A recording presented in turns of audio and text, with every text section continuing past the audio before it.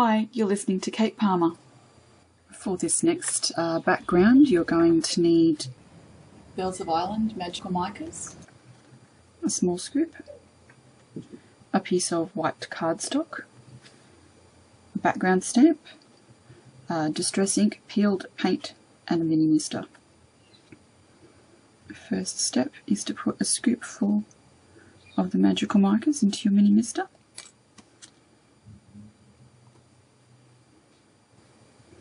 And give this a really good shake. And then spritz the cardstock until it's completely covered. And then let this dry a little. You would then grab the distressed ink, the peeled paint, and ink up your stamp. And then randomly stamp.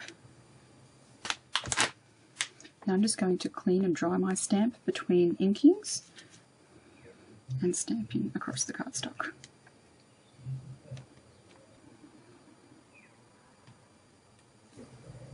So then I will just leave this to dry.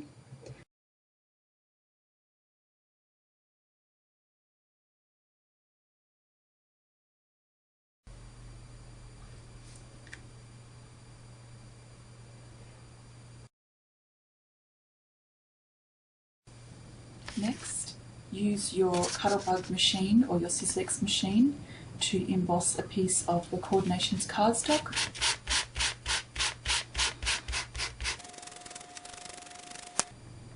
I really like the way that this looks once it's been sanded.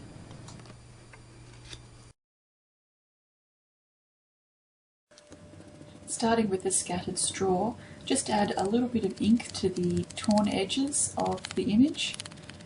Then go over with dried marigold, and finally, using the Baroque motif stamp, add a few small swirls using the spiced marmalade ink just around the edges.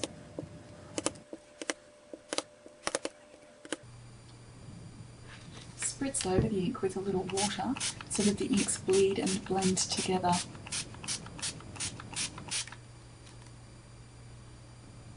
You can see the inks wicking across the paper here. Now while the card is still wet, just add a touch of yellow Rose of Texas Magical Micas to the edges and a hint over the top of the tulips. The next step is to add a little of the Bells of Ireland Magical Micas and just pop this on the leaves at this point. You'll find that because the cardstock is wet, you'll get a little bit of wicking, but that's not really a problem. Just go over this with a dry tissue and you'll actually add a beautiful touch of green to the background. Now just let this dry. Doesn't it look gorgeous and shimmery? Love those Magical Micas.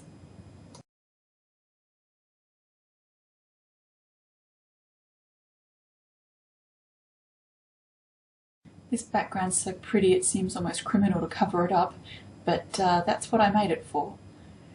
You can see all of that ink has bled and blended with the Magical Mica spray and just looks gorgeous. Just layering that underneath the Core-dinations cardstock, but the image just isn't popping for me, so I'm going to add a little bit of the peeled paint distress ink to the edges just to green it up a little, and then spray this with a bit of water to make the ink run, otherwise it looks almost black. This is working a little better for me now, it's a bit greener. I'm just going to use the peeled paint and the Baroque motif stamp to add a few flourishes to the image, just for something a little extra. I'm going to use the VersaFine pad and just run it gently around the edges here to darken the edges so that it will better match the image I'm going to use in the centre of my card. Applying the ink pad gently to the edges of both layers, and then attaching the tulip image to the top of that sanded Core-dinations card layer.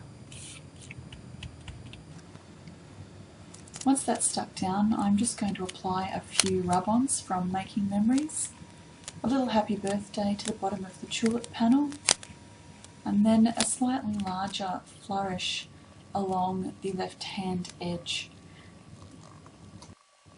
I like to use the Doodlebug rub-on applicator for this. It just works beautifully.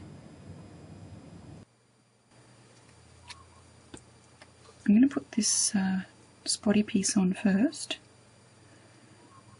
and what I'll do is I'm just going to attach this on the back.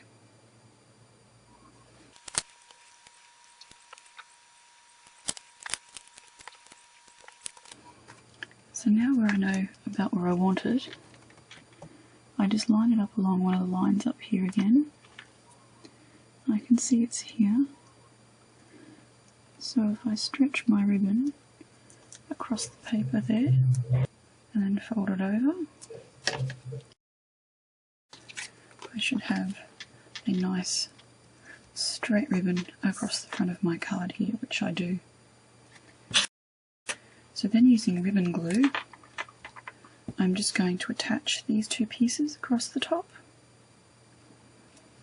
and the bottom. Now I think you'll agree it's still looking like it's lacking a little something, so now I just have to try and choose an embellishment that will really complement. I have some quilled stickers. Use this sort of hold them over where I would put them until I find one I like. I've decided to use the quilled sticker in combination with one of the Tim Holtz epoxy words. Now it's just a matter of gluing all of the layers together, getting them nice and square, which is why I've left the little tails of my double-sided tape hanging off. Gives you something extra to hang on to, so it's a bit easier to get those layers squared up. This is my finished Tulip card using Magical Micas from Lindy's Stamp Gang as the main colouring product. I love the way you've got all of those layers of sparkle combined with the standard Core-dinations, which is quite matte. Just for comparison, I've also made a card without the Magical Micas, just using the Tim Holtz Distress inks in the same colours minus the green. I like the way this turned out, but I think I prefer the sparkle. Thanks so much for watching. I hope you've enjoyed seeing how I made my Tulip card and my Magical Micas background.